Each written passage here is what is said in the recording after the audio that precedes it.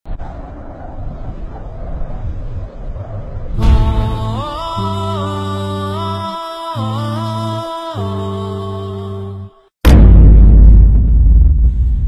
গানের কৃষ্ণ। ইন্নাল্লাহ হারামা আলা উম্মতি আল খামরা ওয়াল মাইসির ওয়াল কুবাতা ওয়াল কিদনিন ওয়াল গুবায়রা ওয়া কুল্লু মুসকিরিন হারাম। আমার উম্মতের জন্য আল্লাহ তাআলা হারাম করে দিয়েছেন মদ, জুয়া, ঢোল তবলা, বাঁশি, মদ, মাদকতা সব হারাম করেছে। শিল্পীকে দেশ ভরে গেছে এসব গান শিখি।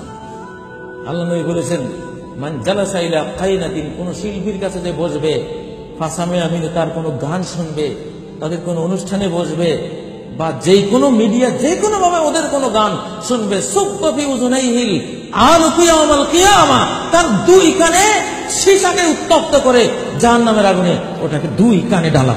শোন, তোর গান ভালো লাগছে না, সিরিয়ালের গান, তবে এখন গান শুনি, একেবারে সীসাকে জাহান্নামের আগুনে গরম করে দুই কানে ঢেলে দেয়।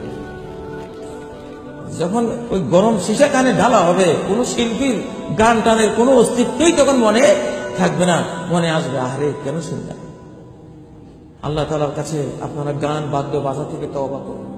নবীজি বলেছেন, মান মাতা ওয়া ইনদাহু জারিয়াতুন মুগান্নিয়া ফালা তুসাল্লু আলাইহি, যে মরে গেল তার কাছে একটা গায়িকা আছে, শিল্পী আছে, যার গান শুনছে, তার জানাজা পড়ো না, তার কোনো জানাজা নেই। এক লোক রাত্রে গান বাজনা করতেছে, নবীজি শুনে বললেন, লা সালাতা লাহু লা সালাতা লাহু লা সালাতা লাহু, এই লোকের জানাজা নাই, এই লোকের জানাজা নাই, এই লোকের জানাজা নাই। আল্লাহ তাআলা আমাদেরকে এইসব পাপাচার প্রতিরোধ করে ভূমিকম্প থেকে বাঁচার তৌফিক দান করুন।